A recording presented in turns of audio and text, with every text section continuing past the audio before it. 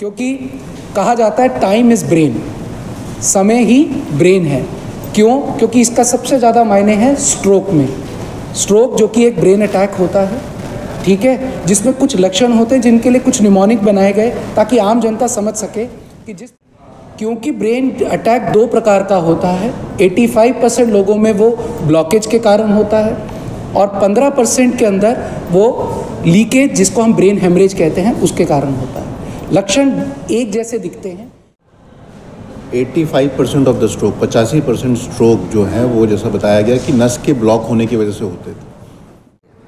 हमारी टीम खास इसलिए है कि एनेस्थीसिया और क्रिटिकल केयर टीम, जिसे हम न्यूरो एनेस्थीसिया और न्यूरो क्रिटिकल केयर टीम कहते हैं, वो एक ही अम्ब्रेला के अंडर काम करती है, जिसका हेड में समय, ये समय बहुत इम्पॉर्टेंट है हमारे ट्रीटमेंट में। अगर समय डिले हो गया तो सारी चीज़ें होने के बावजूद भी कई बार हम पेशेंट को वो चीज़ नहीं दे पाते हैं जो पेशेंट का हक है।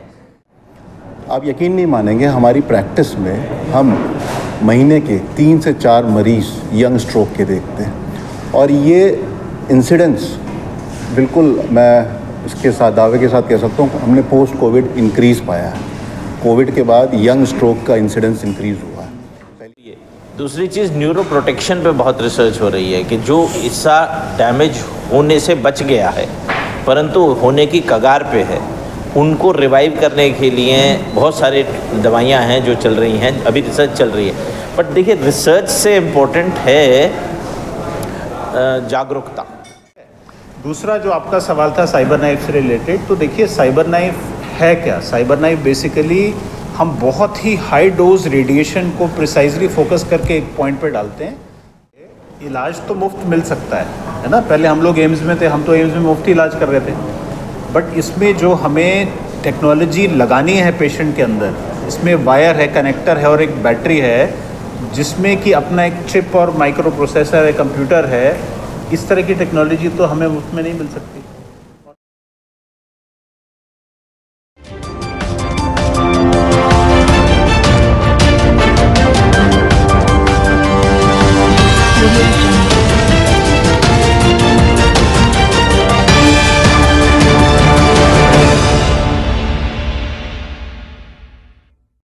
नमस्कार, मैं हूं रूप सिंह गोसाई और आप देख रहे हैं ANC इंडिया। और इस वक्त मैं मौजूद हूं गुरुग्राम के आर्टेमिस हॉस्पिटल में और यहां पर आज एक प्रेस कॉन्फ्रेंस है ब्रेन स्ट्रोक को लेकर के। आपने ये शब्द सुना होगा, ब्रेन स्ट्रोक। हमारे दिमाग में क्लॉट्स हो जाते हैं या ब्लीडिंग हो जाती है, जिससे गंभीर अवस्था में व्यक्ति चला जाता है और उसके इलाज के लिए सही समय पर उसको क्या इलाज मिलना चाहिए उसे पता ही नहीं होता, उसके परिजनों को पता ही नहीं होता है। और कई हॉस्पिटल्स में उसको लेकर के जब जाते हैं तो वहाँ इस तरह की फैसिलिटीज़ नहीं होती हैं। लेकिन ये गुरुग्राम के आर्टेमिस हॉस्पिटल में यहाँ पर आज न्यूरो साइंस, न्यूरोलॉजी को लेकर के और इस बीमारी को लेकर के जो नई नई टेक्नोलॉजीज़ हैं उन सब को लेकर के आज यहाँ पर एक प्रेस कॉन्फ्रेंस है। ये ब्रेन स्ट्रोक क्या है, इसमें मरीज के साथ क्या होता है और उसके परिजनों को इसको लेकर के क्या विशेष तौर पे ख्याल रखना चाहिए, तो वो सब यहाँ पर प्रेस कॉन्फ्रेंस के ज़रिए इस बात को लेकर के बताने वाले हैं। बड़े बड़े एक्सपर्ट्स हैं यहाँ पर, डॉक्टर्स की टीम है। तो आइए इस प्रेस कॉन्फ्रेंस के ज़रिए आपको बताने की, समझाने की कोशिश करते हैं कि ब्रेन स्ट्रोक क्या है और उसमें हमें किस चीज़ का एहतियात रखना चाहिए, किस तरह की अवेयरनेस होनी चाहिए। तो इसी अवेयरनेस को लेकर के प्रेस कॉन्फ्रेंस है। तो आइए इस प्रेस कॉन्फ्रेंस का हिस्सा बनते हैं मेरे कैमरामैन अब्दुल के साथ। I am Dr. Manish Mahajan. I am the Associate Chief of Neurology and Head of Neuroimmunology, Department Artemis Hospital, Gurugram. And along with my colleague Dr. Tariq Martin, who is the Chief of Neurointervention and Co-Chief of Stroke Neurology. I welcome you all on board. And we are part of our Neurosciences Department.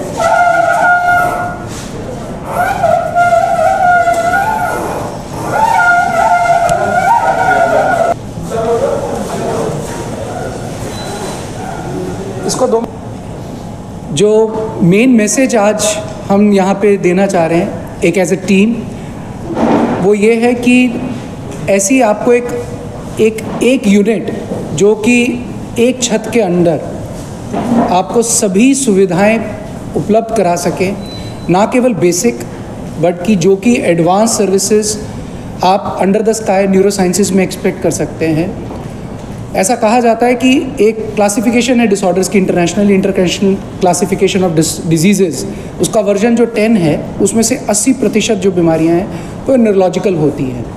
तो इसका माने कि जो दुनिया भर की जो बीमारियां हैं उनमें से एक major chunk neurosciences department deal करता है।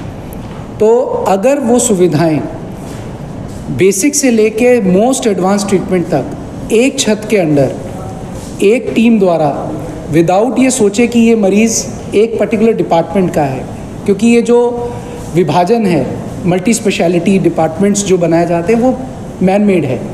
ऐसा एक इंसानी बॉडी के अंदर कोई विभाजन नहीं है। सो सभी अंग और जो बीमारी है उसमें कहीं ना कहीं मेडिकल इंटरवेंशन, कहीं क्रिटिकल केयर नीड, कहीं पे आपको इमीडिएटली इंटरवेंशन किसी, जैसे कि खून की नस के द्वारा अंदर घुस के उसको या तो ब्लॉक करना या उसको क्लॉट को निकालना, या फिर किसी भी ट्यूमर के कारण कोई मिर्गी पड़ना तो ट्यूमर का इलाज, किसी नस द्वारा कोई उठने वाली पेन तो पेन मैनेजमेंट।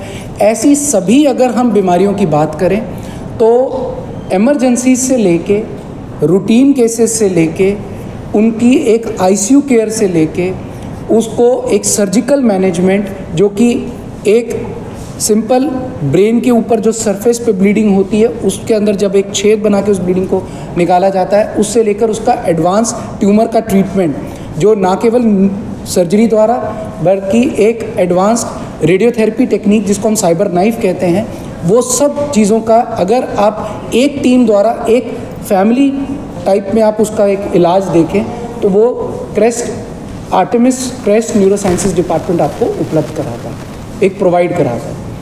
तो अभी हमारे साथ जुड़े हैं doctor Saurabh Anand, he is chief of neuro critical care and neuro anaesthesia department Artemis hospital. Doctor Tariq को मैं पहले ही इंट्रोड्यूस करा चुका हूँ। इस टीम की इंट्रोडक्शन के साथ साथ being a neurologist, being associate chief of neurology, जो एक कॉन्सेप्ट मैं आपको सबको अभी इंट्रोड्यूस करा रहा हूँ वो है समय। ये एक लिटरल मीनिंग भी है इसका, माने एक जो शब्द का मायने है, हमें मालूम है कि समय से बढ़ के बलवान कोई चीज़ इस दुनिया में नहीं है। सो इसकी इम्पोर्टेंस एक न्यूरोलॉजी या न्यूरोसाइंसेस विभाग से ज़्यादा कोई नहीं समझ सकता, क्योंकि कहा जाता है टाइम इज़ ब्रेन, समय ही ब्रेन है। क्यों? क्योंकि इसका सबसे ज़्यादा मायने है स्ट्रोक में। स्ट्रोक जो कि एक ब्रेन अटैक होता है, ठीक है, जिसमें कुछ लक्षण होते हैं जिनके लिए कुछ निमोनिक बनाए गए ताकि आम जनता समझ सके कि जिस प्रकार से छाती का दर्द हार्ट अटैक हो सकता है, वैसे ही क्योंकि हर ब्रेन के एरिया का जो अपना एक लक्षण होता है, तो इसलिए कई सारे लक्षण स्ट्रोक के लक्षण हो सकते हैं। तो उसके लिए निमोनिक दिया गया था बी फास्ट, माने यकायक होने वाली, कभी भी B for balance, E for eyes में दिक्कत, दिखने की दिक्कत, एफ फॉर फेस माने चेहरे का टेढ़ापन, ए माने आर्म या लेग की वीकनेस, एस माने स्पीच। तो जो टी है दैट इज़ टाइम, उसको हमने एक्सपेंड किया इस मैसेज द्वारा, समय।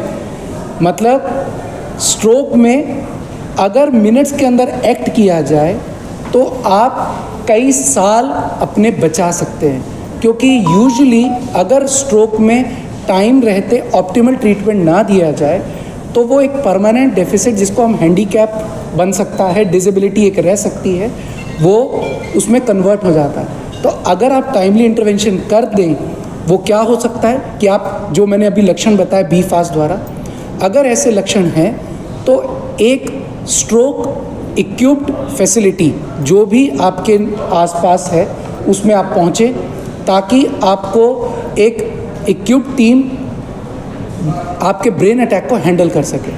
क्योंकि ब्रेन अटैक दो प्रकार का होता है, 85% लोगों में वो ब्लॉकेज के कारण होता है और 15% के अंदर वो लीकेज, जिसको हम ब्रेन हेमरेज कहते हैं, उसके कारण होता है। लक्षण एक जैसे दिखते हैं, एक केवल सीटी स्कैन द्वारा हम ये सुनिश्चित कर सकते हैं कि वो लक्षण ब्लीडिंग द्वारा है या संभवतः ब्लॉकेज द्वारा है। अगर वो ब्लॉकेज द्वारा है तो अगर समय के अंदर, जिसको हम विंडो गोल्डन पीरियड या विंडो पीरियड कहते हैं, उसके अंदर आप एक ऐसे इक्विप्ड सेंटर पे पहुंचते हैं तो ऐसे पेशेंट्स को हम क्लॉट बस्टर थेरेपी ऑफ़र कर सकते हैं।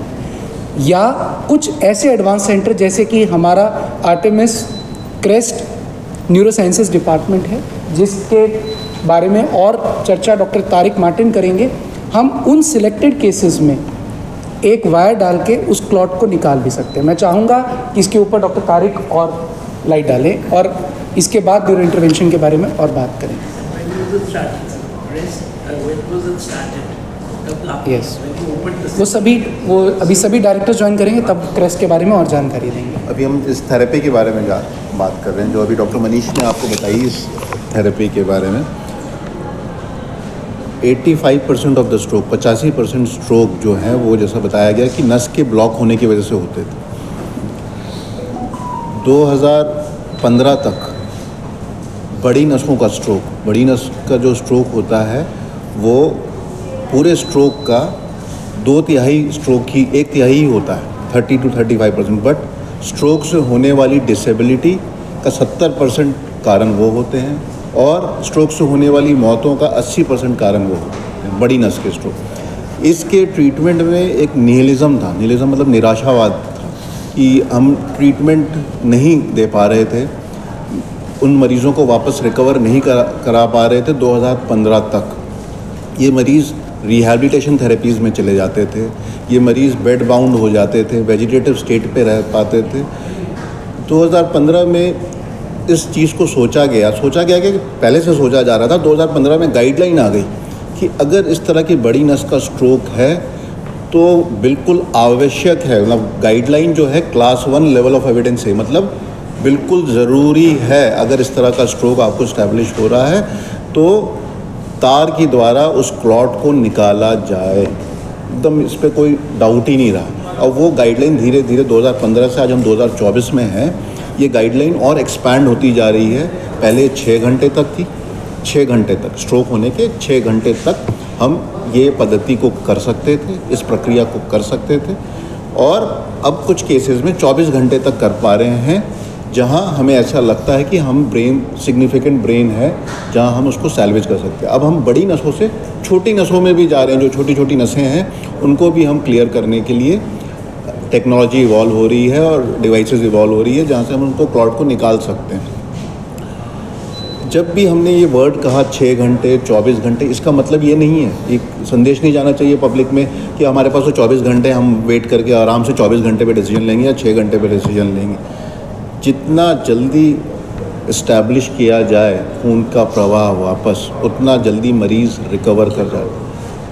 कुछ फॉर्चुनेट लोग होते हैं जिनमें डिलेड रीपरफ्यूजन, डिलेड मतलब देर में खोलने से भी फ़ायदा हो जाता है, लेकिन ये फॉर्चुनेट कुछ कम परसेंटेज लोग होते हैं। ज़्यादातर लोगों में जितनी जल्दी खोला जाए, क्योंकि हमें पता नहीं वो मरीज़ किस कैटेगरी में लैंड करेगा, तो क्लियर कट सा इंडिकेशन है कि अगर हमने स्ट्रोक आइडेंटिफाई किया है तो एक कॉम्प्रिहेंसिव स्ट्रोक सेंटर जहां इस तरह की हर चीज़ें सुविधाएं अवेलेबल हों और इस प्रोसीजर होने के बाद उसकी देख रेख के लिए, उसके पोस्ट प्रोसीजर के लिए एक robust critical care team available हो जो उसको रिकवरी में हेल्प कर पाए। ये इस ब्रेन, तो जैसे डॉक्टर तारिक ने बोला, अब जब हमारी टीम एक बार उनको असेस करके स्ट्रोक एस्टेब्लिश करती है, हमारा जो स्ट्रोक प्रोग्राम है वो हमारे एक टीम के द्वारा चलता है, जिसमें कई बार ऐसा भी होता है कि हमें इन्फॉर्मेशन मरीज़ के पहुंचने से पहले हो जाती है, क्योंकि एम्बुलेंस या तो शिफ्ट कर रही है उसको या किसी और हॉस्पिटल में वो पहुंचे हैं। वहाँ के डॉक्टर्स क्योंकि जानते हैं कि यहाँ पे ये सुविधाएं उपलब्ध हैं और मरीज़ क्वालिफाई करता है उन सब ट्रीटमेंट के लिए, तो वो हमें एक्टिवेट कर देते हैं और या फिर वो जो प्राथमिक ट्रीटमेंट है वो देख के हमें शिफ्ट करते हैं। जैसे ही इमरजेंसी में आता है, एक कम से कम समय में उसकी ब्रेन इमेजिंग, फिर उसके ये जो आपको मैंने आईवी थ्रोम्बोलिसिस या जो क्लॉट बस्टर थेरेपी के बारे में बताया था, साथ के पैरेलली ही जो डॉक्टर तारिक की टीम असेस करती है कि क्या वो पेशेंट क्वालिफाई करता है उस तार के ट्रीटमेंट या क्लॉट निकालने के ट्रीटमेंट में। एंड पैरेलली डॉक्टर सौरभ आनंद की टीम आईसीयू की हमारी उस मरीज़ की केयर में जुट जाती है, क्योंकि जैसे ही पेशेंट कभी भी क्रिटिकल इवेंट है तो उसको अगले 24 से 48 घंटे कई बार ऐसे होते हैं जिसमें बहुत माइन्यूट बीपी का कंट्रोल, और बहुत स्ट्रिंजेंट कंट्रोल की ज़रूरत होती है। और ये प्रोसीजर में भी डॉक्टर सौरभ आनंद की जो टीम है उसका बहुत बड़ा रोल होता है। तो डॉक्टर तारिक से हम मूव करना चाहेंगे डॉक्टर सौरभ आनंद की तरफ, जहाँ पे हम बात करना चाहेंगे कि किस तरीके से न्यूरो क्रिटिकल केयर और न्यूरो एनेस्थीसिया इस स्ट्रोक प्रोग्राम में अपना रोल निभाती है। देखिए, हमारी टीम इसके अंदर यूनिक क्यों है? पहली बात तो जनरली बाकी हॉस्पिटल्स में क्या होता है कि एनेस्थीसिया की एक टीम होती है, फिर एक टीम आईसीयू के अंदर देख रही होती है। जब इस तरीके का स्ट्रोक का पेशेंट आता है, एनेस्थीसिया की टीम को कॉल होता है, फिर एनेस्थीसिया की टीम या तो घर से आती है या कई बार हॉस्पिटल में भी स्टेशन होती है, और वो उस केस को करवाने के लिए क्लॉट को निकलवाने के लिए लैब के अंदर जाती है और हेल्प करती है डॉक्टर तारिक की टीम को कि जब एनेस्थीसिया दिया जाए उस पेशेंट को और उसको निकाला जाए। उसके बाद भी उसके बाद आईसीयू की टीम एक भिन्न टीम होती है, उसके अंदर उस पेशेंट को जाके फिर से जाके वहाँ पे रख दिया जाता है, फिर आईसीयू की टीम अलग से देखती है। हमारी टीम खास इसलिए है कि एनेस्थीसिया और क्रिटिकल केयर टीम, जिसे हम न्यूरो एनेस्थीसिया और न्यूरो क्रिटिकल केयर टीम कहते हैं, वो एक ही अम्ब्रेला के अंडर काम करती है, जिसका हेड मैं हूँ। तो हमारी टीम एक सीमलेस मूवमेंट के तहत काम करती है। प्री ऑपरेटिवली भी उस पेशेंट को देखती है, अभी उसका ऑपरेशन नहीं हुआ तब से देखना शुरू किया। ऑपरेशन थिएटर के अंदर भी जाके उसको हमने देखा, क्योंकि हमने ही बेहोशी और एनेस्थीसिया दिया, और उसके बाद हमारी ही टीम उसको आईसीयू में भी देख रही है। तो किसी भी पॉइंट पे पेशेंट एक टीम से दूसरी टीम की तरफ ट्रांसफ़र नहीं होता है। तो कॉन्टिन्यूटी ऑफ केयर जिसे हम कहते हैं कि एक ट्रीटमेंट जो स्टार्ट हुआ वो यथावत बना रहेगा, उसके अंदर कोई गैप या किसी भी और डॉक्टर को जाके इंटरवीन करने की ज़रूरत नहीं पड़ेगी। ये एक सीमलेस एक्टिविटी है। जैसे कि स्ट्रोक के अंदर बताया कि समय की जो हमारा समय है वो बहुत ही इम्पॉर्टेंट फैक्टर है उसके अंदर। अगर हम छोटी सी बात करें तो हम 1 सेकंड में 32,000 न्यूरॉन्स खो देते हैं, और 1 मिनट के अंदर हम 2 मिलियन न्यूरॉन खो देते हैं। अगर 1 घंटा आप डिले हो तो आप ये मान के चलो कि पेशेंट की एज 4 से 6 साल बढ़ गई, अगर हमने ट्रीटमेंट 1 घंटे के बाद किया। तो इसका मतलब, जैसा डॉक्टर तारिक ने आपको समझाया, कि अगर हम इंतज़ार, ऐसा मतलब नहीं है कि हम 4 घंटे में ट्रीटमेंट दे सकते, तो अभी तो चलो 1 घंटा ही हुआ, हम 1 घंटा देख लेते हैं कि रिकवर करेगा कि नहीं करेगा। जितनी जल्दी हम वहाँ पे पहुँच पाएंगे, उतनी जल्दी हम उतने सारे न्यूरॉन्स को बचा पाएंगे, और पेशेंट एक बेटर कंडीशन के अंदर हम घर भेज पाएंगे। तो इसमें परिवार का रोल सबसे अहम इसलिए है कि वो समय पे मरीज़ को, जैसे हार्ट अटैक का तो सबको पता है, हाथ में दर्द हुआ, छाती में दर्द हुआ, लेके जाना है। तो जैसा डॉक्टर मनीष ने बताया, निमोनिक फेस का एटलीस्ट फेस भी अगर आप याद रखें कि चेहरे में टेढ़ापन आ रहा है, आर्म्स या लेग्स में वीकनेस आ रही है, इस तरीके की अगर प्रॉब्लम हमें आ रही है, स्पीच में प्रॉब्लम आ रही है, तो FAST का मतलब है टाइम, समय। ये समय बहुत इम्पॉर्टेंट है हमारे ट्रीटमेंट में। अगर समय डिले हो गया तो सारी चीज़ें होने के बावजूद भी कई बार हम पेशेंट को वो चीज़ नहीं दे पाते हैं जो पेशेंट का हक है। तो ये सबसे इम्पॉर्टेंट है इस पूरे प्रकरण के अंदर। एज है, जब भी हम स्ट्रोक की बात करते हैं ना, तो हम कुछ रिस्क फैक्टर्स की बात करते हैं। रिस्क फैक्टर्स 2 प्रकार के रहते हैं, नॉन मॉडिफाइबल और मॉडिफाइबल। नॉन मॉडिफाइबल वो जिसके लिए हम कुछ नहीं कर सकते, वो है किसी की भी उम्र, किसी का जेंडर। जैसे कि ये प्रूवन है कि मेल्स जो हैं, मेल जेंडर जो है वो ज़्यादा प्रोन है किसी भी टाइप के स्ट्रोक के लिए दैन फीमेल्स। उम्र जैसे जैसे बढ़ती है, हमारी खून की नसें भी एज करती हैं, तो उनमें स्ट्रोक होने का चांसेस बढ़ता है कुछ। मगर हम जब भी बात करते हैं प्रिवेंशन ऑफ स्ट्रोक की, या किसी को अगर स्ट्रोक आ चुका है तो उसके रिस्क रिडक्शन की, तो दोबारा स्ट्रोक ना आए, तो उसके अंदर हम बात करते हैं उन रिस्क फैक्टर्स की जो मॉडिफाइबल है। उनमें से आपके सबसे इम्पॉर्टेंट आता है धूम्रपान। आपको धूम्रपान बिल्कुल रोकना, blood pressure control, hypertension control, उसका निरंतर regular treatment under proper medical care करना चाहिए। डायबिटीज़ का कंट्रोल, कोलेस्ट्रॉल का कंट्रोल, आपको कोई थायराइड की प्रॉब्लम तो नहीं है, ठीक है। इस प्रकार से सीडेंट्री लाइफस्टाइल तो नहीं है। आपके कई लोगों को आपने सुना होगा खराटे बहुत लेते हैं क्योंकि मोटापा है, तो बॉडी वेट कंट्रोल, और साथ में अगर वो खराटे के कारण उनकी ऑक्सीजन रात को सोते वक्त गिर रही है, जिसको हम ऑब्स्ट्रक्टिव स्लीप एपनिया कहते हैं, उसका कंट्रोल। ये सभी रिस्क फैक्टर्स को आइडेंटिफाई करना, डिटेक्ट करना और कंट्रोल करना उतना ही ज़रूरी है जितना कि खून पतला करने की दवाई लेना एक ऐसे जो कि स्ट्रोक में जिसमें ब्लॉकेज आया है। क्योंकि मैं हमेशा सबको समझाता हूँ कि गाड़ी आप चला रहे हैं, अगर आप तेज़ स्पीड पे चला रहे हैं, शराब पी के चला रहे हैं, ट्रैफिक रूल्स की पालना नहीं कर रहे हैं, तो आपका एक्सीडेंट होने के चांसेस बढ़ गए। एक एक करके रिस्क फैक्टर कम करते जाइए तो आपके अपने एक्सीडेंट होने के चांसेस कम होते चले जाएंगे। तो ये कहता है रिस्क रिडक्शन। जो इंसान सभी चीज़ों को फॉलो कर रहा है फिर भी उसका रिस्क है, क्योंकि नॉन मॉडिफाइबल रिस्क फैक्टर्स भी हैं, मगर ये कहीं नहीं कहता कि रिस्क फैक्टर्स कम की नहीं किए जा सकते। तो जो कई क्रॉनिक केसेस होते हैं उनके अंदर भी इंटरवेंशन का रोल रहता है, उसके बारे में डॉक्टर तारिक बताएंगे। और क्या स्कोप ऑफ सर्विसेज हैं जो न्यूरो इंटरवेंशन नामक एक डिपार्टमेंट है पूरा न्यूरो साइंसेज डिपार्टमेंट में, उसमें आती हैं, उनके ऊपर ज़्यादा डिटेल में बात करेंगे डॉक्टर तारिक। उससे पहले आपका बहुत अच्छा क्वेश्चन था एज से रिलेटेड। ये बहुत ही कॉमन क्वेश्चन है, क्या यंग एज में स्ट्रोक हो सकता है? बहुत अच्छा क्वेश्चन था। हम ज़्यादातर स्ट्रोक के मरीज़ देखते हैं वो एल्डरली होते हैं, लेकिन हमारी प्रैक्टिस में एक जनरल सी मान्यता है पब्लिक में कि भाई स्ट्रोक तो बूढ़े लोगों में ही होता है, 50-60 साल के बाद डायबिटिक, हाइपरटेंसिव, वो ही नहीं, यही लोग होते हैं जो स्ट्रोक होता है। आप यकीन नहीं मानेंगे, हमारी प्रैक्टिस में हम महीने के 3 से 4 मरीज़ यंग स्ट्रोक के देखते हैं, और ये इंसिडेंस बिल्कुल मैं इसके साथ दावे के साथ कह सकता हूँ हमने पोस्ट कोविड इंक्रीज़ पाया है। कोविड के बाद यंग स्ट्रोक का इंसिडेंस इंक्रीज़ हुआ है, पहली चीज़। दूसरी चीज़, जिस इन्वायरमेंट में, जिस लोकेलिटी में और ज्योग्राफी में हम रहते हैं, गुड़गांव, इसमें बहुत यंग पॉपुलेशन है। बहुत यंग पॉपुलेशन, उनकी लाइफस्टाइल में काफ़ी चेंजेस हैं, उनके वर्क पैटर्न में चेंजेस हैं, उनकी हैबिट्स जो हैं वो डिफरेंट डिविएट हो चुकी हैं। तो ये भी एक कारण है यंग स्ट्रोक होने का। और जब भी हमारे पास यंग स्ट्रोक आता है ना, और हम उनकी फैमिली को, ज़्यादातर जो यहाँ पे वर्किंग पॉपुलेशन है वो आते हैं, उनकी फैमिली यूजुअली दूर में होती है, उनको फ़ोन में जब इन्फॉर्म करते हैं, उनके कलीग्स लेके आते हैं, उनको जब हम बताते हैं कि भाई आपके मरीज़ को स्ट्रोक हुआ है, डिसबिलीफ, इसको स्ट्रोक 20 साल में, 25 साल में स्ट्रोक कैसे हो सकता है? तो स्ट्रोक किसी को भी स्ट्राइक कर सकता है एट एनी एज। अगर क्लॉट बनने की, उसकी नस में क्लॉट बनने की टेंडेंसी है, उसकी आर्टरी जो खून ले जा रही है उसके अंदर टेंडेंसी है, तो stroke can strike at any as, ऐसा कोई ज़रूरी नहीं है कि।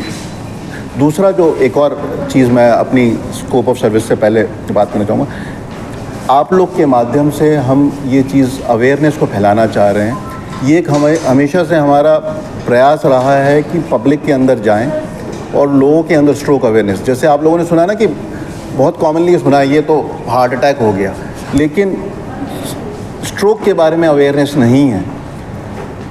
हमने ऐसे ऐसे मरीज़ देखे हैं जो अस्पताल के पास में रहते हैं और जिनको स्ट्रोक हो जाता है, लोग इस चीज़ से अवॉइड, पहले तो डिनायल होता है कि नहीं स्ट्रोक तो हो ही नहीं सकता, ये तो कुछ सुन्न हो गया, इसको थोड़ी देर में ठीक हो जाएगा।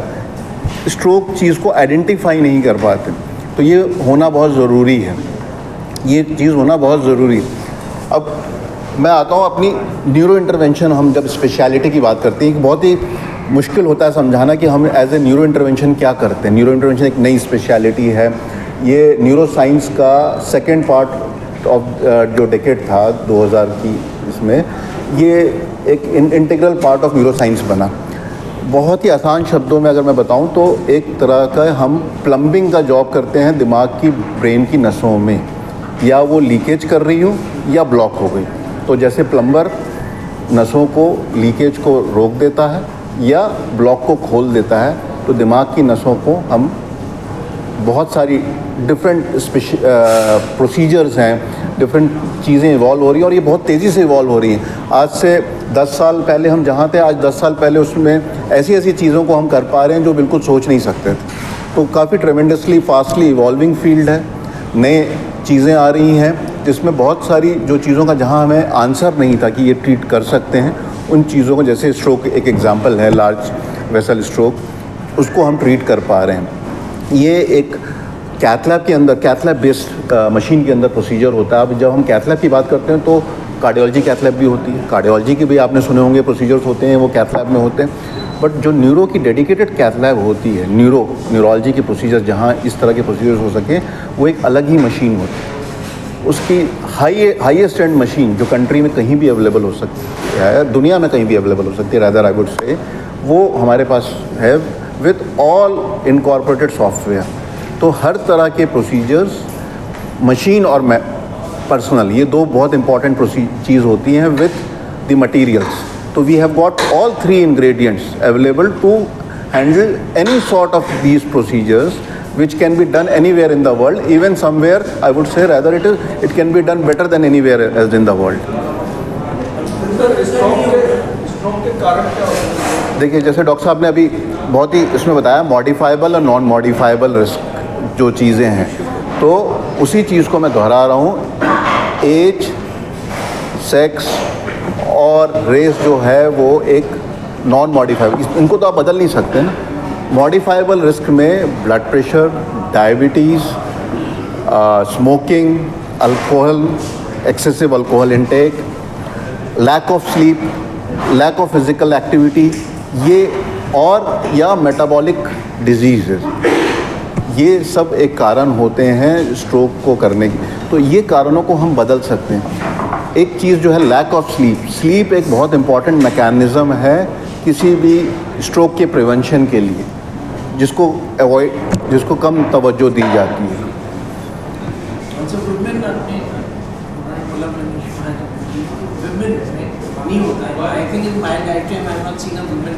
ये आपकी गलत धारणा है, ये गलत धारणा है,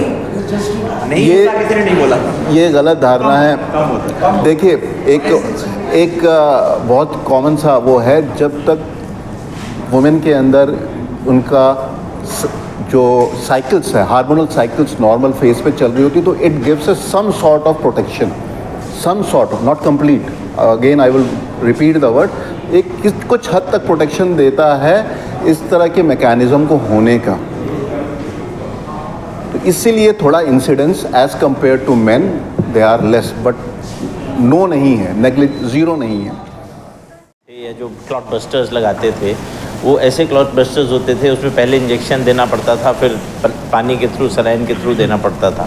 अब कुछ ऐसे क्लॉट बस्टर्स आ गए हैं जिनको एक ही बार सिंगल इंजेक्शन में दे सकते हैं, तो उसमें टाइम और बच जाता है हमारा। जैसा कि डॉक्टर साहब ने आपको पहले ही बताया कि हर सेकंड में करीब 30 से 40 लाख सेल्स हैं जो डेड हो जाते हैं ब्रेन के। पहली चीज़ तो ये। दूसरी चीज़, न्यूरो प्रोटेक्शन पे बहुत रिसर्च हो रही है कि जो हिस्सा डैमेज होने से बच गया है परंतु होने की कगार पे है, उनको रिवाइव करने के लिए बहुत सारे दवाइयाँ हैं जो चल रही हैं, अभी रिसर्च चल रही है। बट देखिए, रिसर्च से इम्पोर्टेंट है जागरूकता। अब हम किसी मरीज़ से मिलेंगे, 100 मरीज़ देख लेंगे ज़्यादा से ज़्यादा, एक दिन में साल में 50,000 मरीज़ देख लेंगे। आप लोगों में से हर आदमी जो है उसकी प्रेजेंस जो है वो लाखों लोगों में है। तो सबसे ज़्यादा ज़रूरी चीज़ है कि जो उपलब्ध है उसका यूटिलाइजेशन तो ठीक से करें। हमारे पास पेशेंट्स ऐसे हैं जो आते हैं जिनको हम जानते हैं पैरालिसिस है, जिनको हमें मालूम है कि वो क्लॉट बस्टर लगा के वो बहुत अच्छे तरीके से इम्प्रूव हो सकते हैं। वो कहते हैं नहीं, हम तो जाएंगे, फलाने वैद्य साहब हैं, वो रहते हैं सिरसा के पास, वो नाक में घास डालते हैं, उससे ठीक हो जाता है। तो ये भी हमारे पास अभी इन्फॉर्मेशन नहीं है कि ये ट्रीटमेंट उपलब्ध है। ये स्ट्रोक के अर्ली साइंस हैं। जैसे ही आपको ये अर्ली साइंस उपलब्ध या फील हो, आप इमीडिएटली किसी डॉक्टर के पास जाइए और एक ऐसे अस्पताल में जाइए जिसमें सारी सुविधा उपलब्ध है। कम से कम ऐसे स्थान पर तो अवश्य जाएं जहाँ पे एक सीटी स्कैन उपलब्ध है और कोई एक न्यूरोलॉजिस्ट है जो आपको शुरुआती ट्रीटमेंट स्टार्ट कर सकता है। क्योंकि एक दफ़ा वो शुरुआती ट्रीटमेंट स्टार्ट हो जाए तो फिर हमारे पास फिर 3 से 4 घंटे मिल जाते हैं कि हम एक मरीज़ को ऐसे अस्पताल में शिफ्ट कर सकें जहाँ पे ये वाला ट्रीटमेंट जो एडवांस्ड ट्रीटमेंट है स्ट्रोक का वो उपलब्ध है। इसीलिए हमने अपने प्रोग्राम का नाम भी समय रखा है कि stroke acute management adds years to life. तो वो जो मिनट्स हैं, यदि उन्हीं में एक्शन कर दिया जाए तो सालों की वृद्धि हो जाती है एक मरीज़ के प्रोडक्टिव जीवन में। इसीलिए हमने इस प्रोग्राम का नाम भी समय रखा है। प्रोग्राम था उसका करने का जो मेन मोटिव था वो आपको ये बताना था कि हम जो सारी स्पेशलिटीज़ हैं हम लोग सीमलेसली काम करते हैं। अब जैसे हम लोग का जो बैकग्राउंड है, जहाँ पे हमें ट्रेनिंग मिली इन्वेरिएबली, जैसे फॉर एग्जांपल हम में से काफ़ी लोग एम्स के ट्रेंड हैं। इस वक्त तो चारों ही एम्स के ट्रेंड हैं। हम लोग सभी एम्स के ट्रेंड हैं। तो एम्स में आप जाएंगे जी, न्यूरोलॉजी डिपार्टमेंट अलग है, न्यूरो सर्जरी डिपार्टमेंट अलग है, कई बार डिपार्टमेंट अलग बिल्डिंग में होता है, ठीक है। अब वो एम्स की तो बात अलग छोड़ दीजिए, बट अगर आप किसी और शहर में जाएंगे, न्यूरोलॉजी विभाग आपको एक अलग बिल्डिंग में मिलेगा, न्यूरो सर्जरी विभाग आपको एक अलग बिल्डिंग में मिलेगा, ठीक है। तो यहाँ जो आज हम में एक और बड़ी चीज़ कन्वे करना चाहते थे कि आपके सामने जो हम लोग बैठे हैं वो हम सीमलेसली काम करते हैं। अगर एक पेशेंट, इनके पेशेंट को मेरी ज़रूरत है तो 5 मिनट का टाइम मिलेगा मुझे और मेरी टीम को इनके साथ जुड़ने के लिए, ठीक है। अगर हमारे किसी पेशेंट का वार्ड में मिर्गी का दौरा पड़ गया तो मुझे डॉक्टर सौरभ के ज़रूरत पड़ेगी, 5 मिनट के अंदर हमारा पेशेंट आईसीयू में होगा और डॉक्टर सुमित की टीम से कोई देखेंगे मिर्गी के इलाज के लिए। स्ट्रोक की बात अभी हो रही है। स्ट्रोक का अंदाज़ा अगर हम लगाएं तो 70% मेडिकल मैनेजमेंट रहता है, प्रिवेंटिव मैनेजमेंट रहता है। 20-30 पेशेंट्स हैं जो डॉक्टर तारिक के पास आएंगे और हम डिसाइड करेंगे कि नहीं जी अंदर के रास्ते हमको नस खोलनी है, और 100 में से 5 या 10 ऐसे होंगे जिनके दिमाग में सूजन इतनी होगी कि उसके बाद हमें एक हड्डी का बहुत बड़ा टुकड़ा हटा के दिमाग को जगह देनी पड़ेगी, सूजे हुए दिमाग को फैलने के लिए जगह देनी पड़ेगी। तो बेसिकली जो एक मेन मुद्दा था वो बताने का कि एक क्रॉस फंक्शनल टीम वर्क की ज़रूरत है, जो आजकल हमारी कंट्री में बहुत ही कम हॉस्पिटल्स में इस तरह का क्रॉस फंक्शनल टीम वर्क है। अगर आप गवर्नमेंट हॉस्पिटल में देखें उनकी अलग प्रॉब्लम है, अगर आप प्राइवेट हॉस्पिटल लेंगे आम तौर पे आपको प्राइवेट हॉस्पिटल में भी न्यूरो सर्जरी की 3 अलग टीम मिलेंगी, न्यूरोलॉजी की 2 अलग टीम मिलेंगी, आईसीयू भी 2-3 अलग मिलेंगी। तो ये हमारा जो पर्पज़ है आपको आज बुलाने का एक और बड़ा पर्पज़ है कि सीमलेस टीम वर्क, ये पूरी न्यूरो टीम एक ही है जो आपके सामने बैठी है, 1 यूनिट है, ठीक है। दूसरा जो आपका सवाल था साइबर नाइफ से रिलेटेड, तो देखिए साइबर नाइफ है क्या। साइबर नाइफ बेसिकली हम बहुत ही हाई डोज रेडिएशन को प्रिसाइजली फोकस करके एक पॉइंट पे डालते हैं। और अच्छी बात है, जैसे अगर हम आपको एक उदाहरण दें, सूरज की किरणें हम सबको मिल रही हैं, पर अगर आप मैग्नीफाइंग ग्लास से उसको फोकस करते हैं तो आप उससे कोई भी चीज़ जला सकते हैं, आप उससे कागज़ भी जला सकते हैं, आप उससे कपड़ा भी जला सकते हैं। तो इसी तरह साइबर नाइफ में जब हम हैवी डोज की रेडिएशन को फोकस करते हैं तो हम ट्यूमर को और खून की नस का गुच्छा जो फट के स्ट्रोक भी कॉज कर सकता है, जिसको आर्टेरियोवेनस मैलफॉर्मेशन कहते हैं, उसको भी हम जला सकते हैं। कई बार एक कंडीशन होती है ट्राइजेमिनल न्यूरैल्जिया, जिसमें एक हिस्से में चेहरे में बहुत ही सीवियर पेन होता है, बिजली के करंट की तरह पेन होता है। तो उस नर्व को भी हम टारगेट करके उसको शांत कर सकते हैं रेडिएशन डाल के, जिससे वो पेन ठीक हो जाए। तो बेसिकली जो साइबर नाइफ है वो एक ऐसा टूल है जिसकी न्यूरो साइंसेस की अलग अलग बीमारियों में अलग अलग एप्लीकेशन है। मेन एप्लीकेशन ट्यूमर और खून की नस के गुच्छे पे है, जिसको हम एवीएम कहते हैं। जी इस तरह के नहीं, पार्किंसन का देखिए ये नहीं उसका भी मैं तरीका नहीं, उसका भी मैं उसका जो प्रॉब्लम है, देखिए इलाज तो मुफ्त मिल सकता है ना। पहले हम लोग एम्स में थे, हम तो एम्स में मुफ्त इलाज कर रहे थे, बट इसमें जो हमें टेक्नोलॉजी लगानी है पेशेंट के अंदर, इसमें वायर है, कनेक्टर है और एक बैटरी है, जिसमें कि अपना एक चिप और माइक्रो प्रोसेसर है, कंप्यूटर है। इस तरह की टेक्नोलॉजी तो हमें मुफ्त में नहीं मिल सकती। और अनफॉर्चुनेटली हमारी कंट्री में ये जो पेसमेकर है जो ब्रेन में या हार्ट में लगता है, अभी हमारी कंट्री में नहीं बन रहा है। हम उम्मीद कर रहे हैं अगले कुछ सालों में हमारी कंट्री में ये बनने लगेगा, तब आप देखोगे डीबीएस सर्जरी की कॉस्ट आधी से भी कम हो जाएगी, बट तब भी कुछ तो कॉस्ट आएगी। तो इसका जो प्रैक्टिकल सोल्यूशन है कि हमारी कंट्री में अभी भी मेडिकल इंश्योरेंस बहुत महंगा नहीं है। आज की डेट में भी अगर आप अपनी और अपनी फैमिली के लिए 20, 25, 30 लाख रुपए के कवर वाला इंश्योरेंस खरीदते हैं तो साल के 50-60 हज़ार रुपये में आपको इंश्योरेंस मिल जाता है। साल के 50-60 हज़ार रुपये मतलब महीने के 5,000। तो ये अभी भी अच्छी बात है। अगर हम वेस्टर्न कंट्री से कंपेयर करें, वहाँ मेडिकल इंश्योरेंस बहुत एक्सपेंसिव है। तो आपको ये प्रेस कॉन्फ्रेंस के ज़रिए बताने की हमने कोशिश करी कि ब्रेन स्ट्रोक क्या है और ऐसे केसेस में मरीज़ के परिजनों को क्या एहतियात बरतने चाहिए, कैसे कहाँ पहुंचना चाहिए। तो ये सब लेकर के आपके जो भी सुझाव हो, जो भी विचार हो, हमारे साथ ज़रूर साझा कीजिएगा। इसी के साथ मैं रूप सिंह गुसाई अपने कैमरामैन अब्दुल के साथ आप सभी से अनुमति चाहता हूँ। जल्द मिलूँगा, तब तक आप अपना बहुत ख्याल रखिएगा। नमस्कार, धन्यवाद, जय हिंद, जय भारत।